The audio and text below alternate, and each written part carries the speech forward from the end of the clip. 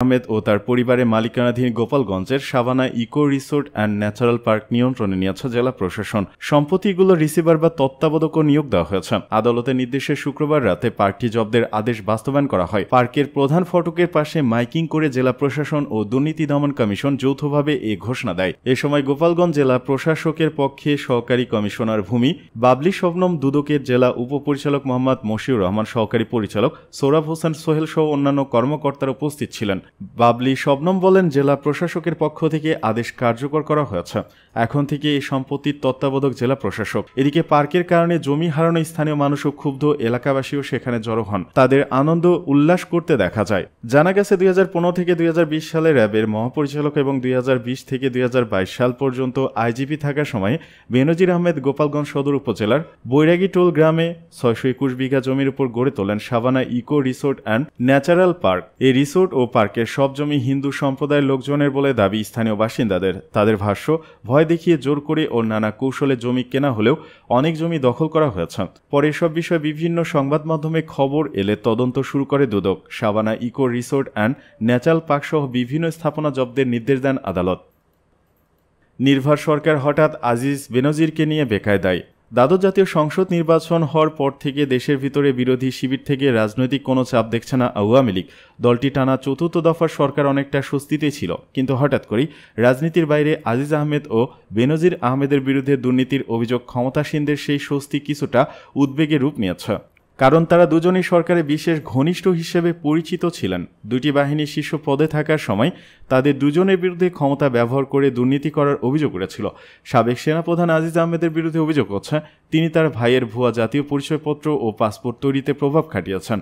আর সাবেক পুলিশ প্রধান বেনজির আহমেদের আয় বহির্ভূত বিপুল সম্পদের খোঁজ পাওয়া যাচ্ছে।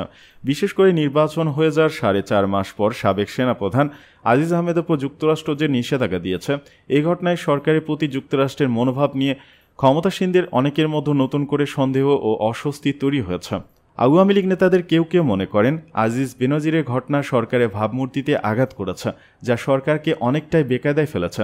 আন্তর্জাতিক সম্পর্কের ক্ষেত্রেও এর প্রভাব পড়েছে। বিশেষ করে নির্বাচন হয়ে যাওয়ার 4.5 মাস পর সাবেক সেনাপ্রধান আজিজ আহমেদের উপর যুক্তরাষ্ট্র যে নিষেধাজ্ঞা দিয়েছে, এই ঘটনায় সরকারের প্রতি যুক্তরাষ্ট্রের মনোভাব নিয়ে ক্ষমতাসীনদের অনেকের মধ্যে নতুন করে সন্দেহ ও অস্বস্তি তৈরি হয়েছে। সাবেক এই সেনাপ্রধানের ওপর হঠাৎ করে নিষেধাজ্ঞা আরোপ এবং পরপরই পুলিশের সাবেক প্রধানের উপর থেকে সরকারের সমর্থন তুলে নেওয়ার ঘটনা ঘটেছে। অথচ র্যাব ও বাহিনীটির 7 কর্মকর্তার উপর যুক্তরাষ্ট্র যখন 2021 সালে নিষেধাজ্ঞা দিয়েছিল, সে সময় আওয়ামী লীগ ও সরকারকে যতটা সোচ্চার দেখা গেছে, আজিজের ব্যাপারে সেটা দেখা যাচ্ছে না। অন্যদিকে বেনজিরের উপর সমর্থনের ছাতা কেন গুটিয়ে ফেলা হলো, সেটাও অনেক আওয়ামী লীগ নেতার পুরোপুরি বোধগম্য হচ্ছে না। সরকার যে দুর্নীতিকে গুরুত্ব দিচ্ছে, আমেরিকার কাছে তার প্রমাণ দেওয়ার একটা প্রয়াস হতে পারে বলে কেউ কেউ মনে করেন। আওয়ামী লীগের জেলা ও কেন্দ্রীয় পর্যায়ে 11 জন নেতার সঙ্গে কথা বলার সময় তাদের মধ্যে এই মনোভাব লক্ষ্য করা গেছে। তারা বিশ্বাস করেন জেনারেল আজিজ আহমেদের উপর যুক্তরাষ্ট্রের নিষেধাজ্ঞার বিষয়টি রাজনৈতিক এবং তাদের সিংহভাগই ধারণা করছেন আন্তর্জাতিক সম্পর্কের ক্ষেত্রে শেখ হাসিনা সরকারের অবস্থান নিয়ে আমেরিকা এখনও অসন্তুষ্ট। এই ক্ষেত্রে চীনের সঙ্গে বাংলাদেশে ভালো সম্পর্কের বিষয়ও একটি কারণ হতে পারে। দুর্নীতির অভিযোগে আজিজ আহমেদের নিষেধাজ্ঞা নিয়ে দেশজুড়ে আলোচনার মধ্যেই সাবেক পুলিশ প্রধান বেনজির আহমেদের বিষয় সামনে এসেছে। তবে তার বিরুদ্ধে সরকার আগে কোনো ব্যবস্থা নেয়নি। সন্দেহ কেন? যুক্তরাষ্ট্রের সঙ্গে আওয়ামী লীগ সরকারের একটা আনুষ্ঠানিক সম্পর্ক রয়েছে, তবে এই সম্পর্ক ঘনিষ্ঠ বন্ধুত্বের পর্যায়ে যায়নি, বরং বিভিন্ন সময় সম্পর্কের টানাপোড়েন বাড়েছে। মানবাধিকার লঙ্ঘনের অভিযোগে 2021 সালে 10 December rapid action battalion RAB এবং বাহিনীটির তৎকালীন প্রধান বেনজির আহমেদ সহ সাবেক ও বর্তমান 7 জন কর্মকর্তার উপর নিষেধাজ্ঞা দেয়। সেই সরকার আওয়ামী লীগের বিভিন্ন পর্যায় থেকে ক্ষুব্ধ প্রতিক্রিয়া দেখানো হয়েছিল। এরপর যুক্তরাষ্ট্র বিভিন্ন সময় মানবাধিকার ও সুশাসনের প্রশ্নে বাংলাদেশ সরকারের উপর চাপ দিয়েছে। সর্বশেষ গত 7 জানুয়ারি নির্বাচনকে কেন্দ্র করে যুক্তরাষ্ট্রের ভিসা নীতির বিধিনিষেধ সম্পর্কে তিক্ততা সৃষ্টি করেছিল। আওয়ামী লীগের নীতি নির্ধারণী পর্যায়ে একাধিক নেতা বলেছেন বিএনপি সহ কিছু দল নির্বাচন বর্জন করে সরকারের বিরুদ্ধে আন্দোলনে নেমেছিল। যুক্তরাষ্ট্রের ভিসা নীতি সরকার বিরোধীদের সেই আন্দোলনের পক্ষে যায়, এমন মূল্যায়ন ছিল তাদের দল ও সরকারের ভেতরে।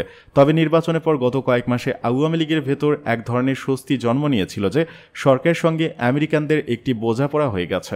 নির্বাচন হওয়ার 4 মাস পর গত মে মাসের মাঝামাঝি সময় ঢাকা সফরে এসেছিলেন যুক্তরাষ্ট্রের দক্ষিণ ও মধ্য এশিয়া বিষয়ক সহকারী পররাষ্ট্রমন্ত্রী ডোনাল্ড লু। তিনি সরকার বিভিন্ন পর্যায়ে বৈঠকে এই বার্তা দেন যে বাংলাদেশের সঙ্গে সম্পর্ক এগিয়ে নিতে মনোযোগী যুক্তরাষ্ট্র অতীতে তিক্ততা সরিয়ে রেখে নতুন করে সম্পর্ক জোরদার করতে চায় দেশটি। কিন্তু ডোনাল্ড লু ফিরে যাওয়ার কয়েকদিন পরই সাবেক সেনাপ্রধান আজিজ আহমেদের উপর যুক্তরাষ্ট্রের নিষেধাজ্ঞা এসেছে। আওয়ামী লীগের নেতারা বলছেন যুক্তরাষ্ট্রের এমন ভূমিকায় তারা অবাক হয়েছেন। তাদের দল ও সরকারের অনেকের মতো যুক্তরাষ্ট্রের অবস্থান নিয়ে সন্দেহ তৈরি হয়েছে। সেজন্য এই বিষয়টিকে সরকার ও আওয়ামী লীগের পক্ষ থেকে রাজনৈতিক বলে একজন মন্ত্রী জানিয়েছেন। সরকারকে এক ধরনের চাপে রাখার অবস্থানে পরিবর্তন করেনি যুক্তরাষ্ট্র, এই আলোচনাও রয়েছে তাদের মধ্যে। তবে দুর্নীতি দমন, মানবাধিকার ও সুশাসনের প্রশ্নে সরকারের পদক্ষেপ দেশের ভিতরে বাইরে কতটা আস্থা পাবে এ নিয়ে বিশ্লেষকদের অনেকের সন্দেহ রয়েছে। সরকারের ইঙ্গিতেই বেনজির ইস্যু। দুর্নীতির অভিযোগে আজিজ আহমেদের নিষেধাজ্ঞা নিয়ে দেশজুড়ে আলোচনার মধ্যেই সাবেক পুলিশ প্রধান বেনজির আহমেদের বিষয় সামনে এসেছে। তবে তার বিরুদ্ধে সরকার আগে কোনো ব্যবস্থা নেয়নি, এখন সক্রিয়ভাবে ব্যবস্থা নেওয়া হচ্ছে। সূত্র দৈনিক প্রথম আলো।